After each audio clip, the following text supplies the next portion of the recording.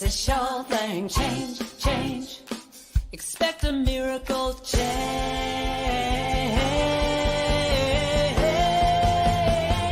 Watch me change when you change the way you look at things.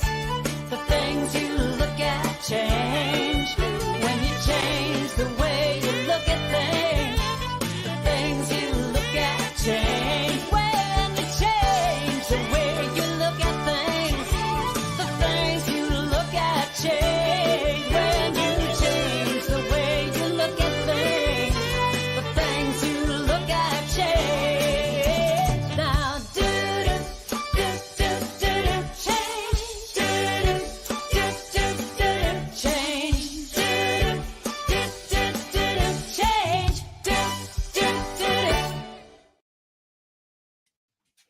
Good afternoon and welcome to Spirit Cafe. So delighted you could be with us today. Let us begin with the land acknowledgement. We work, live, and play on the historical and traditional territory of many Indigenous nations. And as we gather from many places on Turtle Island, we as settlers are grateful for the opportunity to meet here. And we thank all the generations of people who have taken care of this land for thousands of years, including the Métis, Inuit, and all Indigenous peoples. And though I'm not a person of African descent, I'm committed to continually acting in support of and in solidarity with Black communities seeking freedom and reparative justice in light of the history and ongoing legacy of slavery and continuous impact of this in the Black communities in Canada and the US. So as part of this commitment, I acknowledge the history, the legacy, but also the decisions we need to make moving forward. We recognize our oneness, we realize our history, and we choose to create a new reality. We are one. Well, welcome to Spirit Cafe. Wow, our guest today is the remarkable Mel Horvath. And here's my co-host, Cheryl Rogers. Hello, sweetie. Hi, good to be back. Good to be back with you. I was back last week, but I didn't see you here. So lovely to be with you. I was skipping. I know. But that's okay. You were doing things that were important to you, and that's important for us to do, right? Things that are important to us. Yeah, I was in a wonderful convention last week. That was really, really beautiful. So that was a great way. Now, I have not done Mel's introduction. Mm-hmm. So let me see if I can. Well, let me tell you a little bit about Mel. Oh, all right. Yes. Mel Horvath-Lucid was ordained in 2014 in the spiritualist tradition, forgive me, is a mediator and a spiritual director. She is also a healthy congregations facilitator with additional education, working with congregations through times of change and transition. She resides in Waterloo, Ontario, and works in Restorative Justice.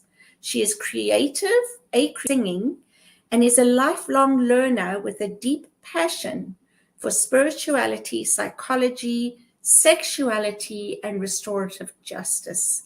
Welcome, Mel.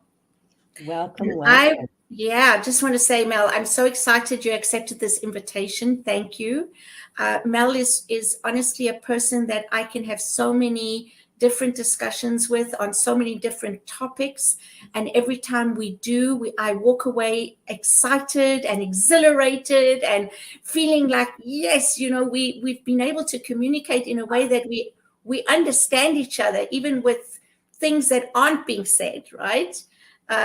Just love our conversations when we get together, Mel, which isn't often enough. So Mel and I just met a few minutes ago, and already I am hooked. Absolutely, Mel. Yeah.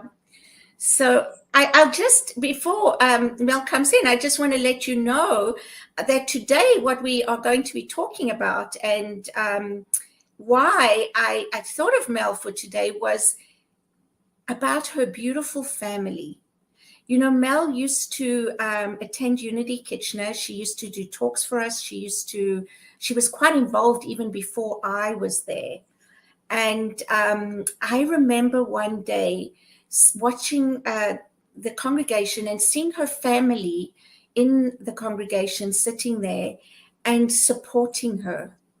And I remember feeling so just in awe of what a wonderful family they were, that they support each other in everything they do. Wherever one is doing something, the others go and support them. And I started learning a little bit more about Mel's family and the dynamics and how they parent, which I was in awe of.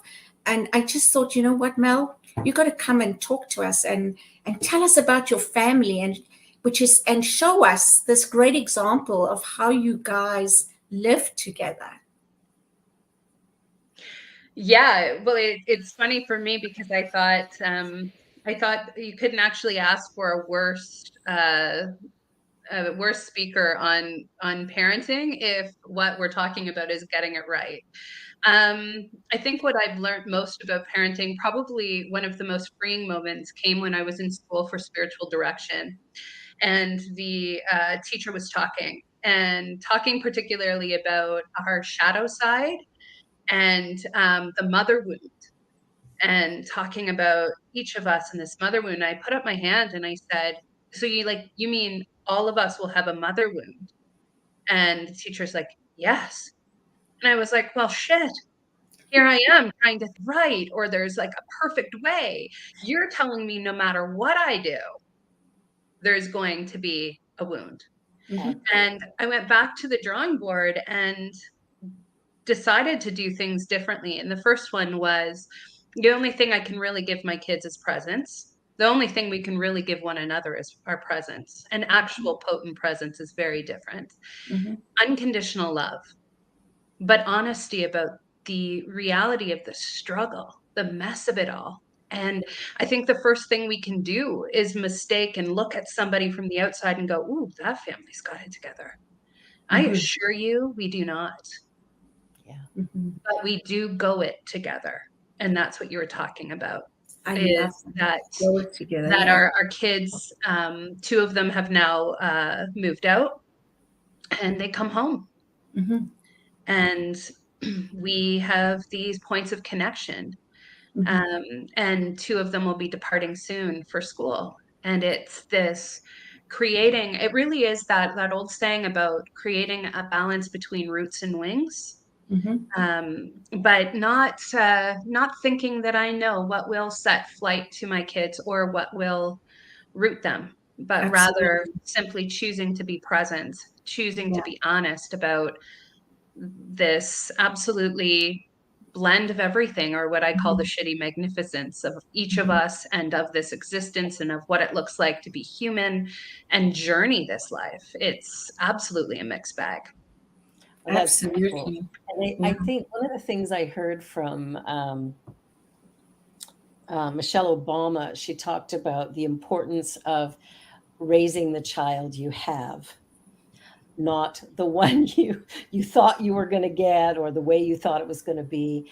And I love one of the things for me that's been most important, I have 4 children, and the most important thing to me is to be honest, honest about my past, which sometimes don't really want to tell you that, but I'm not going to lie to you either. So I think honesty as well helps, but seeing them for who they are, or holding the space. I love what you said about presence, figuring out, how I need to be with each child, because they're all different.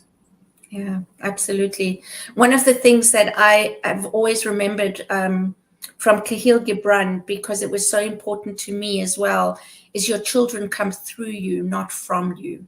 You may house their bodies, but not their souls.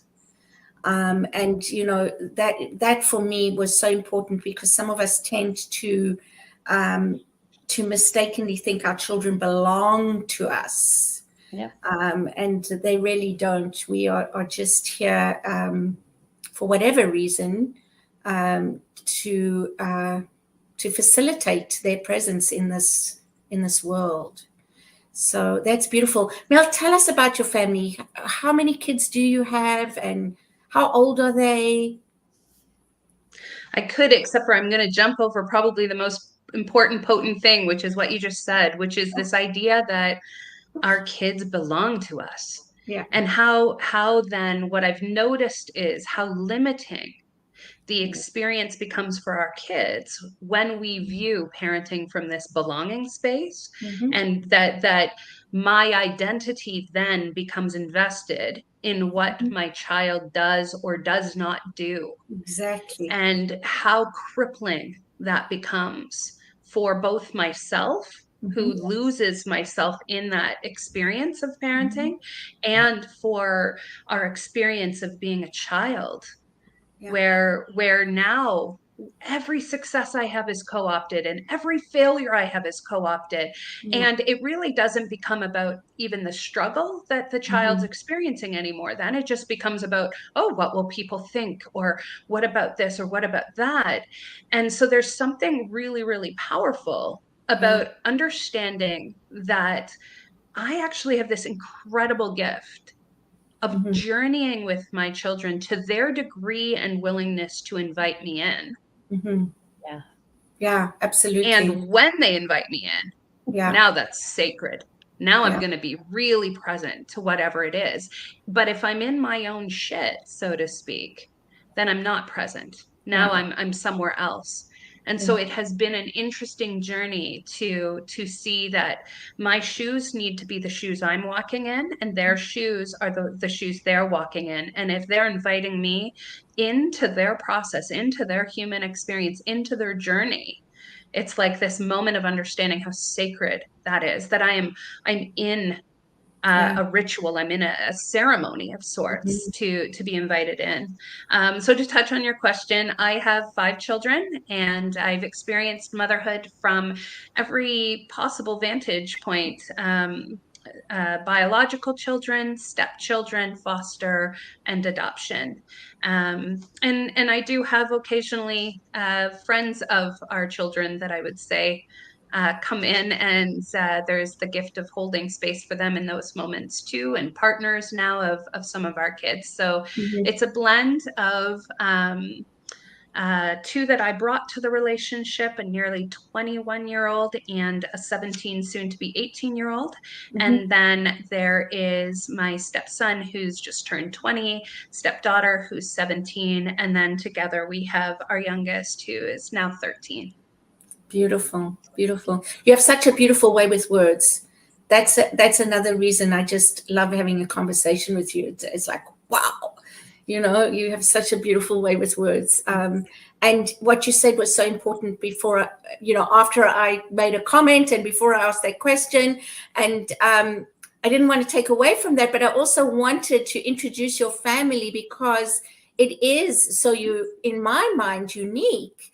And I loved what you spoke about journeying together and not being, there is no ideal family, but really going with them and being with them, being present.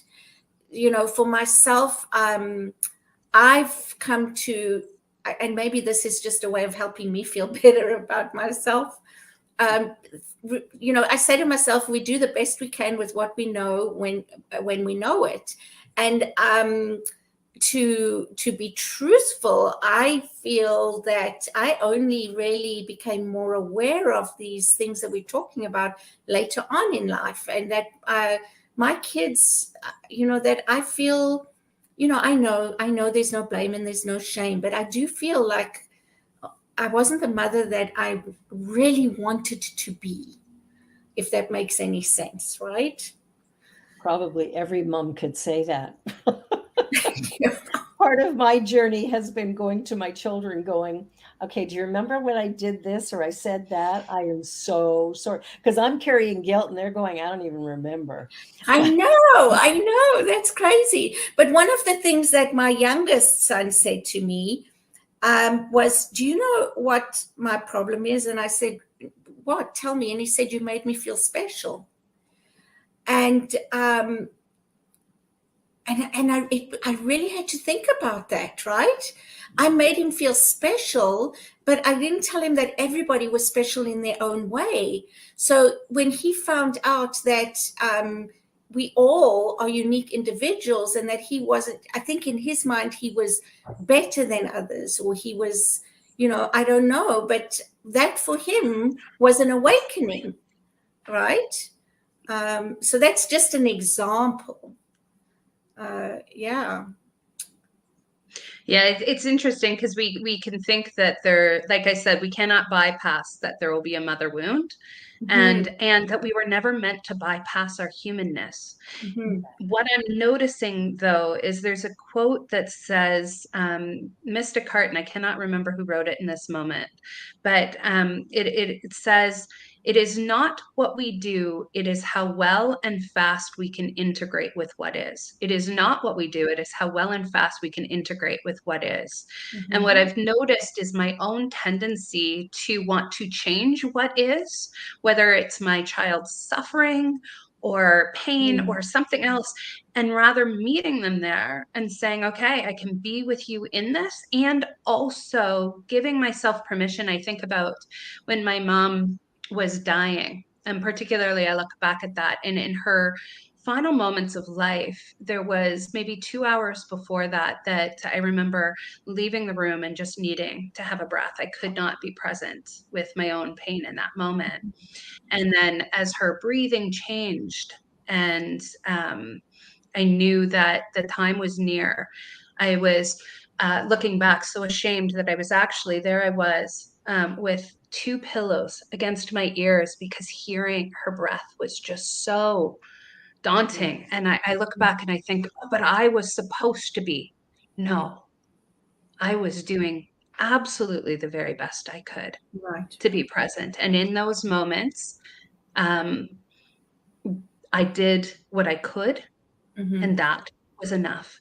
Because I think that that's the torture piece that we put ourselves through for no reason is, I wish I was somebody different than who I was at that point doing what I was doing, rather than I look back and it was that was the very best I could Yeah. do.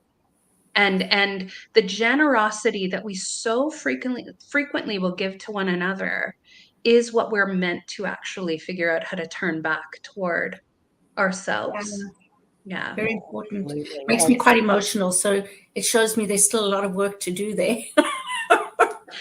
Well, and the best part is the work's not ever done. And Yeah. so if we knew that, if we knew that there Mhm. were that it really is the journey, that we're not arriving, we're not going Yeah. to arrive to some echelon of being. I'm not, and also that that's not static. It's moment to moment. And Yeah. in some moments I'll touch in and go, hey, I showed up the way I really wanted to. And Yeah. in other moments I won't. But what comes up for me is two phrases I think we don't say enough. And you mentioned one of them, Barbara. I was wrong. I was wrong. How quickly can I get to that point and say, hey, I thought I knew something Mhm. here, and I Mhm. said it with conviction, and Mhm. I didn't know, and that's Yeah. okay. Yeah. Yeah. And then the other piece of that too, I think, is another three-letter word or three-word sentence that we don't say enough, which is I don't know. Mm. Yes. I don't Yeah. know. Yeah. And Absolutely. particularly, there's a story that comes up for me with my now 17-year-old son. Mhm. Parenting in a pandemic, that was the most wildest thing, because there wasn't even any precedent for what to Yeah. do. Now I'm just parenting in this place where it's like, who knows what we're doing. And so it came to the point where I recognized that to ask my children to stay home was going to be more detrimental to their mental health. Like their mental health was being more impacted than the Yeah. risk of how do we integrate and learn to coexist with this reality. And so my son had talked to me. He had said he wanted to go out to a party, and he could feel my anxiety the night of Mhm. the party. And, I could say that I did my best to hide it. It doesn't really matter. He could feel it. And he said, Right. Mama, I don't have to go Mhm. if you're anxious. And I said, "Ah, you know what, my love, you do not have to manage my anxiety. Mm. You do not have to manage my Mm. anxiety. I Mm. manage my Mm. anxiety." And he said, "But I just want to do what's right." And I Mm. said to him, "Oh my goodness, just tell me what's right." And I said to him, "Oh my gosh, you still think I know something? I don't know anything. I'm making this up. I'm I love literally it. making this up. There is no precedent. I know Yeah. nothing. I know Yeah. nothing. Yeah. We're just doing the best we can." And what we know from that conversation was that you're going to go do this thing, and it's Yeah. going to be what it is, and Yeah. it's okay. Now go. Right. And I'm going to And there's survive. those moments that I think over and over again where what our kids will do is look to us for certainty that we can't Yeah. give them. Yeah. So then for me, that's where we're instilling courage and Mm-hmm. intuition and wisdom and power, empowering to go Yes. out into this world where risk is certain, Mm-hmm. where you will fail, where you're going to make mistakes, where you're going to fall down, right? I Yeah. was thinking before the show started when when Cheryl was talking what she likes about me to Barbara, and you know, sort of like Mel has this way with words or something like that. And I thought internally, my internally was, nah, it's just that I'm really good at falling down. I do it often. So I've gotten better at what it looks like to fall down and get back up. And I think in some ways that's really been the process with my kids. Oh yeah, if you're gonna live at all, like if you're gonna do anything, you're gonna fall down. And so Yeah. for me, it's just been, yeah, I'm gonna trip and fall on my face again. Yeah. And what does And it's getting back okay. look Yeah. like? And I'll Yeah. survive it. Yeah. Yeah. And Fiona says, I love Mel's authenticity. And absolutely, that's another reason I just have enjoying Mel's authenticity. I just love having conversations with you, Mel, because I know it comes from your heart, from your experience, not from your head, which is just so beautiful. So thank you for that. And oh my goodness, you know, all these things that you're saying, I just, Barbara, what do you want to share? Well, it's, you know, I'm just so on the same page with you, Mel. I really love listening to what you're saying because, you know, I've been telling students for the longest time, life is a journey without a destination. So you may as well just participate in it and, you know, allow yourself to fall down and get up. And it's amazing, you know, when I look at parents and I listen to moms who are expecting their first child and how they talk about how it's going to be. And I just smile and chuckle, going, I can't tell you, you know, that it's not going to be at all what you think. It's going to take you on a journey that you never expected, but the most rewarding, powerful, remarkable journey of your life. And it will transform you. And, you know, the idea of when I look at my children, 3 of them are artists. And one of them is an athlete. And so just looking at the differences in them and the way they have made their way into the world. And my youngest, I was at her school a few weeks back, and she, at the end of our conversation, because she was contemplating dropping out of grade 12, and at the end of the conversation, she just looked at everybody and said, you know what? I've been taught that I'm unique and special, just like everybody else, and that I am capable of making really good decisions and looking after myself. I know who I am. I'm perfect, whole, and complete as I am. And the teachers are looking at each other going, maybe we need to listen to you more. So it was kind of a funny thing, but she's been raised with these spiritual principles and these ideas of who you are is sufficient to life. One of us unique and special. So it's powerful to get that sort of flung back, because you don't know sometimes if they're listening. But she's pretty remarkable as well. I love the way you parent, Mel, because ultimately it's the only thing we can do is let them be who they are. Yeah. And I don't know many people who parent like you do and who think like you do. And that's why I think it's important for people to hear you speak, because it allows us to think about things differently, to have courageous conversations, to be okay with the mistakes we've made, and to learn from them and get up and keep going, and all those things, right? This is a place for courageous conversations. And so it's about bringing people together to have these conversations, to inspire others to shift perspectives. Well, to think about things in a new way, I think is so important, because we tend to get into our habits, how we were raised.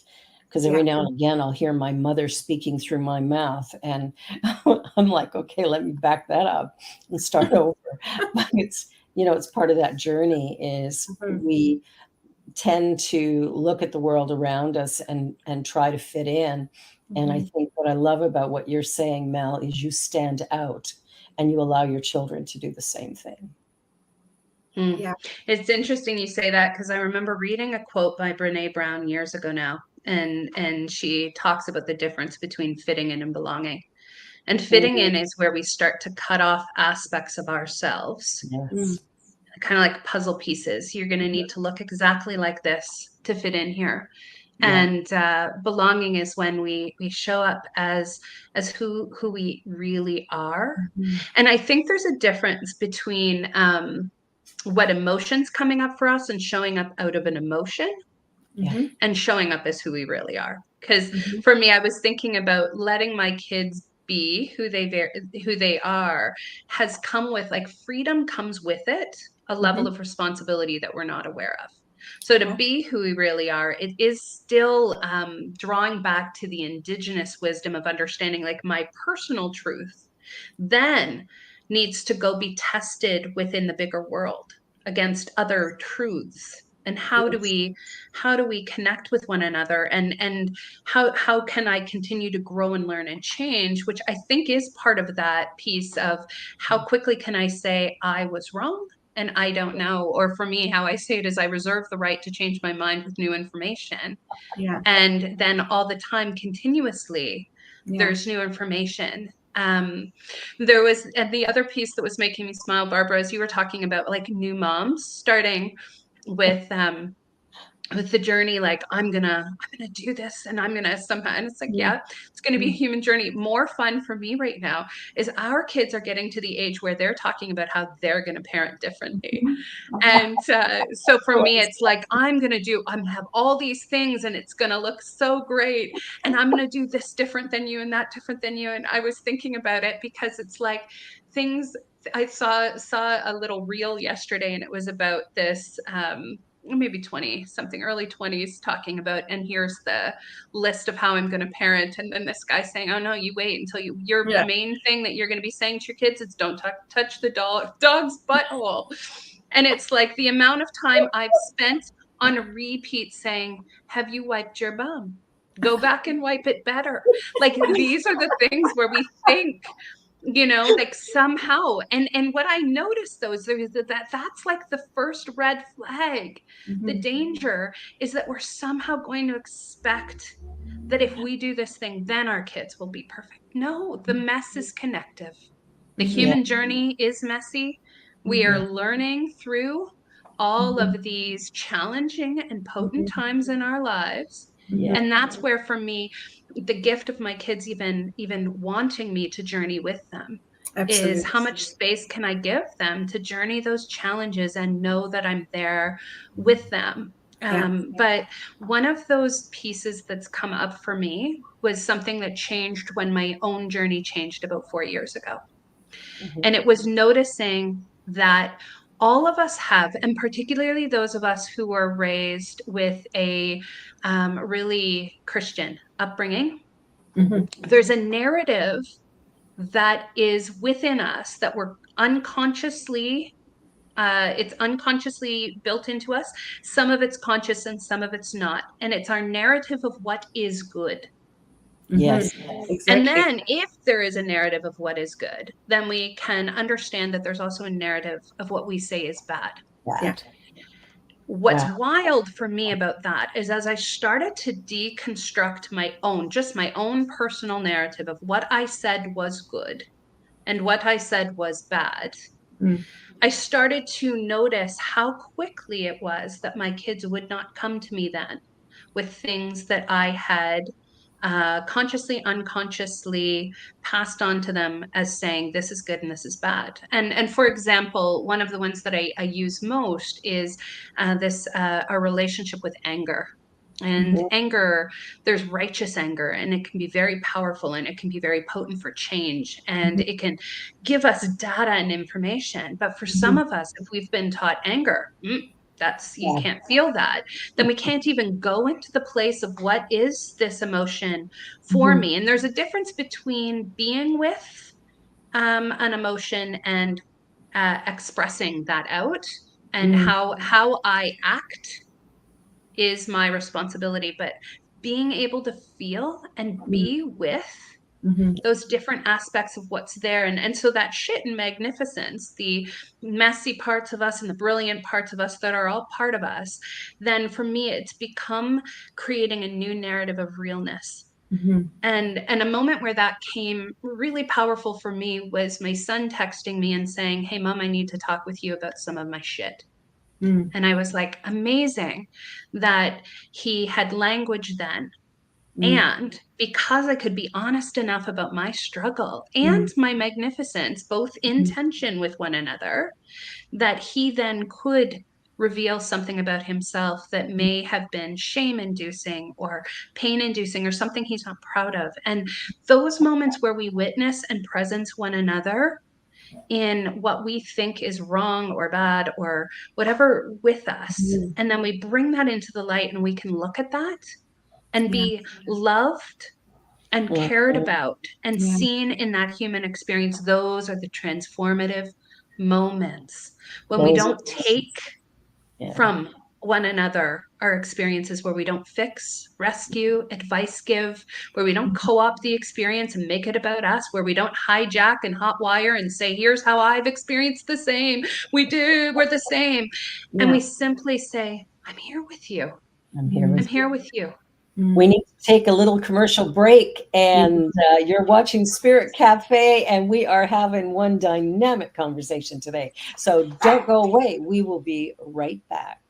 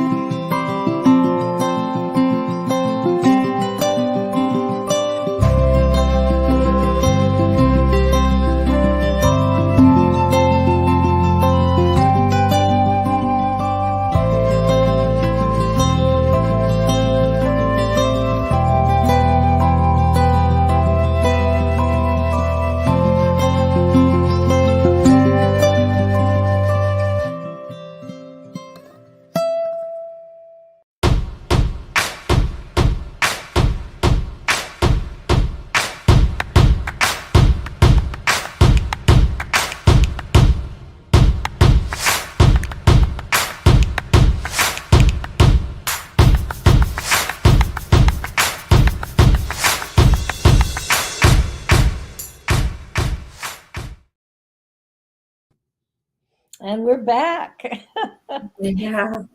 So, Mel, one of the things that really stands out in this conversation is holding space for our children and also for ourselves to be the best that we can be. And to know that we are going to fall down and that we do have the resiliency to get back up. And I think if we put a little less weight on, oh no, I fell down and now I'm out of the game, but rather going, well, I skinned my knees, but this too will heal. I think, that for me is one of the really precious moments that you've shared, that willingness to fall down and get back up. The irony too is that wisdom, knowledge, experience actually comes from working in congregations. Yes. And noticing the ways for which we begin to co-opt one another's experiences and look for, again, some sort of, we need to look a certain way, we need to be a certain way, rather than you can have room here. Imagine what would happen in spiritual communities, organized, basically any gatherings, if we gave one another space, room to fall down, to get back up, to own that, to apologize, to make amends, to be in that human journey, and to be with that in the same grace-filled, potent, powerful way as we're with those high times, right? Absolutely. Like that piece of our humanness. And then what happens is this whole idea, the difference between fitting and belonging, is we just start to say, oh, so these aspects of me can't show up here.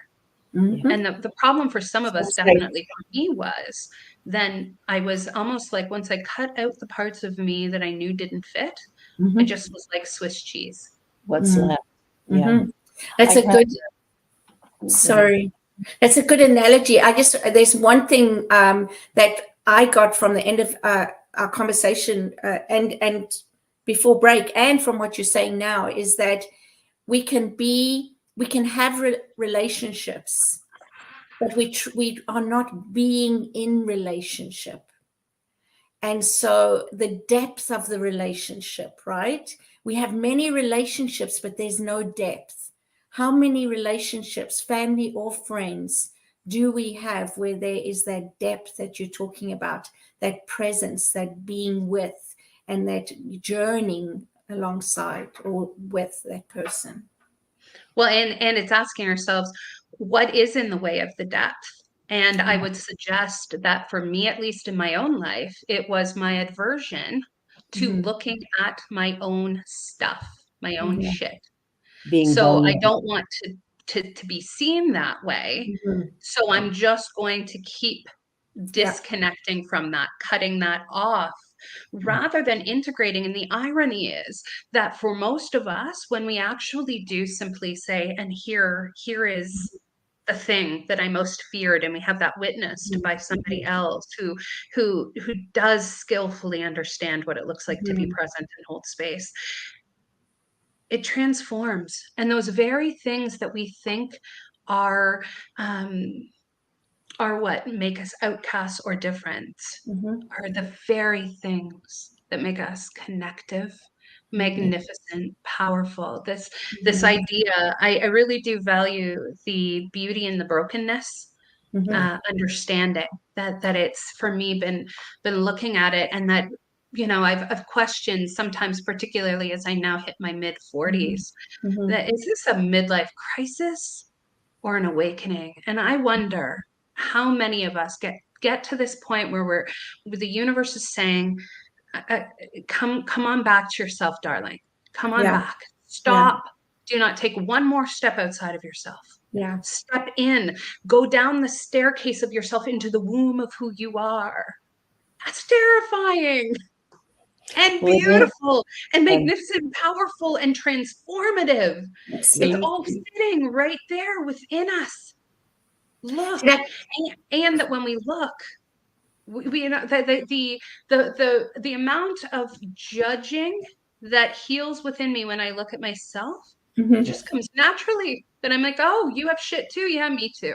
Yeah, let's be in this. And what does being my true, most authentic self really mean? It's powerful to look at it that way. And I think one of the things that I've noticed in working with congregations, as you suggested earlier, how that can really help us to see things, is that so often when something comes up, people immediately want to defend their position. And I often say that defense is offense. And so it's going to immediately create conflict when we move into that place. And I've had the wonderful experience of stepping in it lots of times. And a couple of years ago, in pastoring a Black church, I said something from the pulpit that as soon as it came out of my mouth, I knew it was wrong. Like what I said was, this was not the place to say it, for sure. And sure enough, one of the members of the congregation came up to me and said, "Do you really think that was appropriate for this audience?" And my response was, "No, it wasn't." Mm-hmm. Yeah. And that gave her the space to then share with me her journey. Yeah. And we deepened our relationship.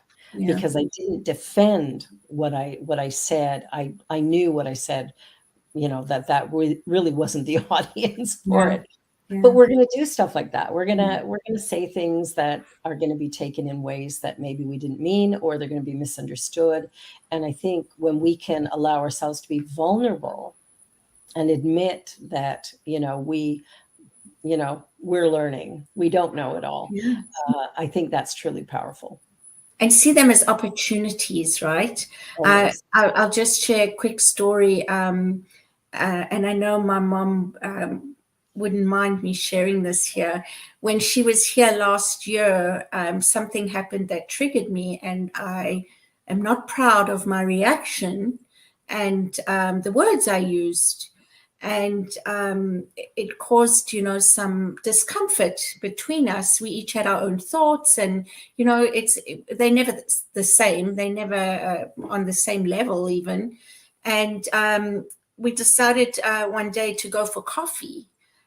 So we were out of this, this comfort. We were in a neutral environment, and we had a conversation about, I was trying to think about what was it in me that I reacted that way. Where did that come from? What pain or childhood memory or whatever it was triggering that. Anyway, we really had a heart-to-heart conversation, and I was able to share things about my childhood that I experienced a certain way, and she was able to respond to that with what she was thinking at the time and what she was going through, and it was so. I'm so glad we got to do that, and this is the thing about relationships and not having these deeper conversations. We really miss out on opportunities, and when that person is gone, it's too late, right? So I'm just so glad that we were able to go there, and hopefully it will allow us to do more of that if we need to, because we know we can, right? But it took, I'm 60. I just turned 60, right? Ooh, happy birthday. I'm a grandmother. And that's how long it took for me to have that conversation with her. There's two thoughts that are sitting with me. The first one, whether it's our chosen family, our birth family, community, it is for me about changing the narrative that we're somehow going to get to this place where everyone's going to show up the way that we want them to, right? That the actual lab of life is that isn't going to happen. Right? We're going to meet people. Every community we're going to join, going to be humans there. So it's going to be a mix. Every family, chosen or birth, going to be humans there. So it's going to be a mix. Yeah. And so that first piece of really embracing that, we then start to embrace ourselves. The second piece that's coming up into my awareness is the part of me that really, really wanted to have. All of us have this wounded child. So the child wound, and how we want for other people to be the healer of our wounded child, and how potent it is both to be witnessed by and presenced by another, but also that I am not who I was. So those wounded aspects of my child can now be held by this adult version of me, and I can learn how to create more space for that. And when we make more space for that, that's where the healing happens, is when we're able to say, okay, little one, what is this about? and talk with these aspects of ourselves as though they're a baby, right? Hey, what do you need? What's going on for you? And to become curious. And that when we do that, Barbara, your comment about how quickly we go on the defensive or how quickly we move into our positions. And in mediation, we know that it's actually moving away from our position back to what is our common interest, right? And whether it's family or spiritual community, it's, wow, these people are showing up to go through this challenging stuff, to be with me in these joys. This is a gift. How can I show up holding that gift of the presence of the people in front of me, particularly in those challenging times? Yeah, that's beautiful. That's beautiful. Yeah, because I mean, the thing is, like you say, you know, wherever you go, there's going to be people there, and we're all going to have, you know, different perspectives on what's going on. And, you know, we all can take a look at this recording today, and our perspectives will be completely different on a number of points. It doesn't mean somebody's right and somebody's wrong. It just means, given our history, and just like with, you know, healing some of the wounds with our Indigenous people and the Black communities, we don't heal those wounds by, you know, burying our head in the sand or blaming somebody else, but rather becoming consciously aware of our own personal biases and our own personal perceptions. And as we come to understand somebody else's journey, or to look at it at least, we start to develop a curiosity about who these people really are and who I really am. And as a result, who can we be together? And I think that's part of that human journey, is taking the time, like you said, with your kids, is about presence. Can we be present with each other? You know, and you mentioned something earlier about, you know, when somebody's crying or whatever, and immediately somebody wants to go up and put their arm around them and stop them from crying. And I think it's so powerful to just let the tears flow and to hold space for the person to just have their experience, whatever it is. Yeah, absolutely. Yeah, the space to have experiences without taking that on or taking that away. The space to have experiences without taking that on or taking that away. I think that that's a real, like, that's like the dance. And that we're taught, particularly in a colonial world, to move away from ourselves, to move out of our body, out of our feelings. Yet this is our adventure suit. This is what we have. And our body is this incredible potency of feelings and sensations, and what am I connecting with? But I think that so oftentimes when we sense discomfort within ourselves, we look to alleviate that. Yes. And rather than going, "Ooh, what are you about? What are you teaching me?" And again, we would slow down with our expectations on one another if we were doing that in our work, because that is time consuming to actually be with oneself. And that's where, for me, the power of breath, of meditation, of prayerful intention has become so potent, because it is about, it's like a divine connector and a very potent timeout. And we culturally want to fill all the space rather than creating space and becoming a witness to our own experience, a witness to one another, and watching. And can we just watch? And it was the first year I went to an outdoor solstice event, and was thinking about the wisdom of winter, of this season that is upon us, to rest, to reflect, to slow down, to go within, to kindle the inner fire, to breathe and center. And then I was thinking, it was December 20th or 21st, and I was thinking about how our world, our society, busy sidewalks, city sidewalks, dressed in holiday style. Let's go, let's go, let's go, let's go. And I was like, whoa, I'm slow enough this year to notice that we're actually reflecting the mere opposite of the wisdom of the earth.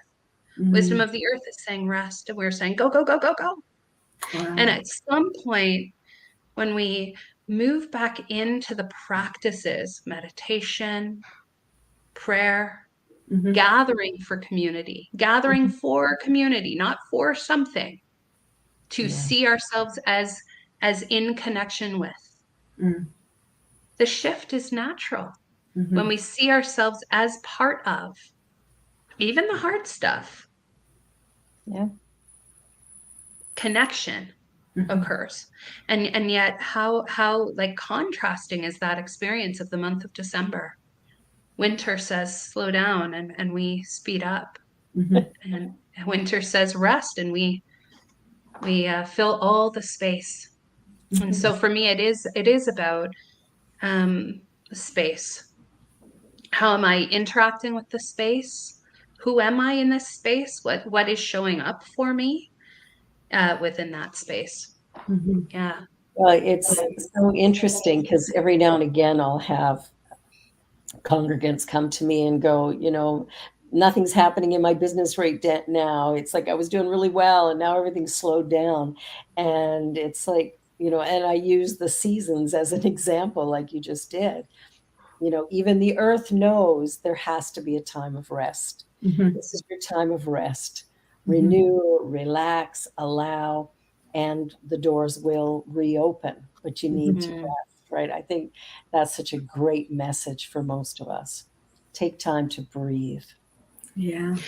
And do we need to be in crisis in order to take that breath? Oh gosh, no. Right? Like that's the piece that I find so interesting, is that we will bypass all these different signs within ourselves and then finally get to the crisis point and feel like the only way we can say, hey, I need a break, is to be in crisis, versus I need a break because I'm human.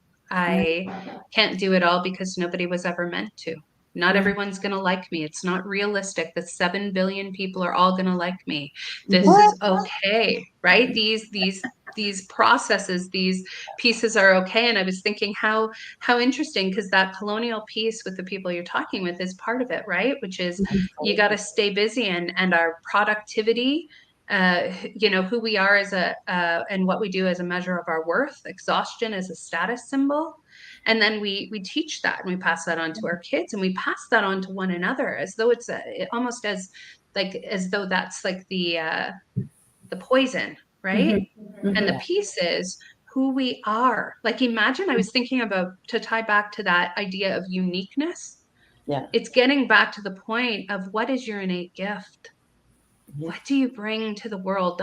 Not what you do, but what do you bring to the world? And with our kids, one of the things that I've noticed is they've come out so different from one another. So I've parented, clearly I'm not the common denominator, right? Because they've come out so different from one another, but they're bringing precisely what they're meant to when they're given space to actually figure out who they are and space to be real.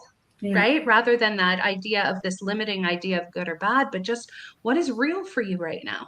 And imagine if we could be real with one another, that we moved away from these hi, how are you, fine narratives, and said, hey, I know all of us are fighting some sort of a battle. We do not have to know what one another's battles are to know we're fighting some sort of a battle. Hey, I'm here with you.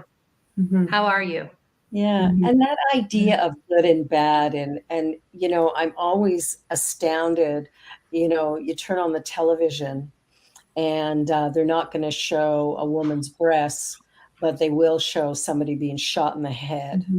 And I go, what kind of mistake is that? Or I was in the Chicago airport and they created these little closed in pods for women to breastfeed. And I thought, why do I need to hide that?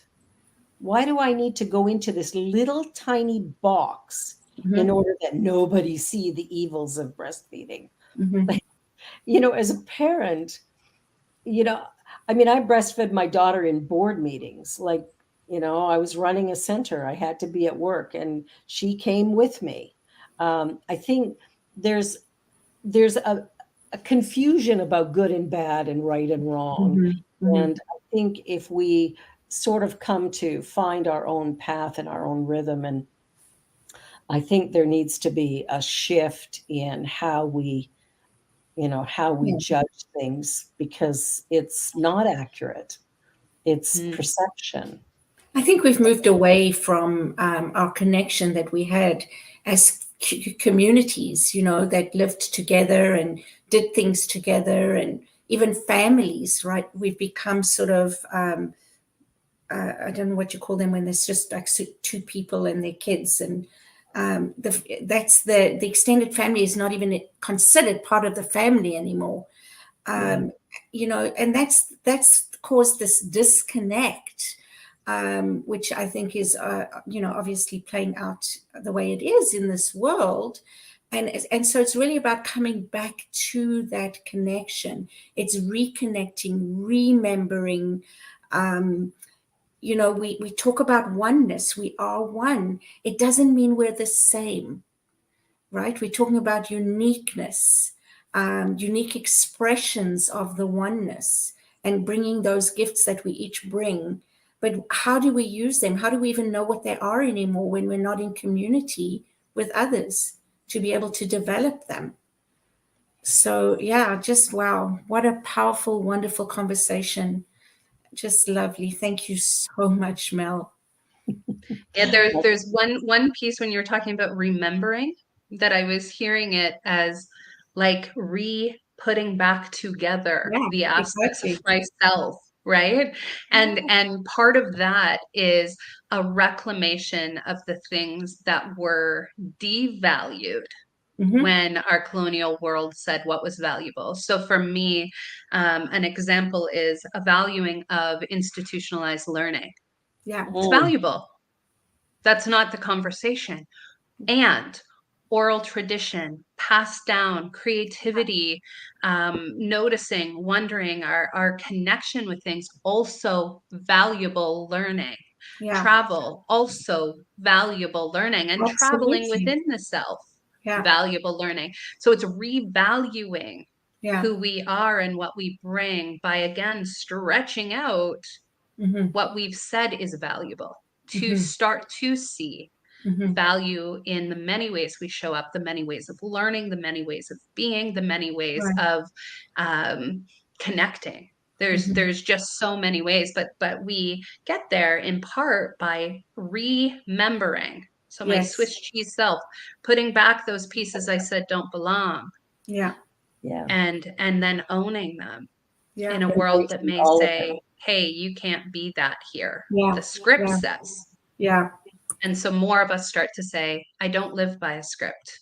I have tools, intuition, the capacity to feel, the capacity to be in these tough moments in that way. And there's a quote that I'm just going to seal this off with by Martin Buber. All journeys have a secret destination for which the traveler is unaware.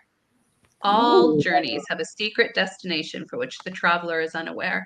And so for me as a parent, then it has been understanding too that my kids have journeys for which I am not meant to protect them from that journey. I'm meant to be with them on that journey. And my capability to do that will be about how well I can walk with them during not only those great times in life, but those challenging times. And imagine if we started to do that with one another, what would happen?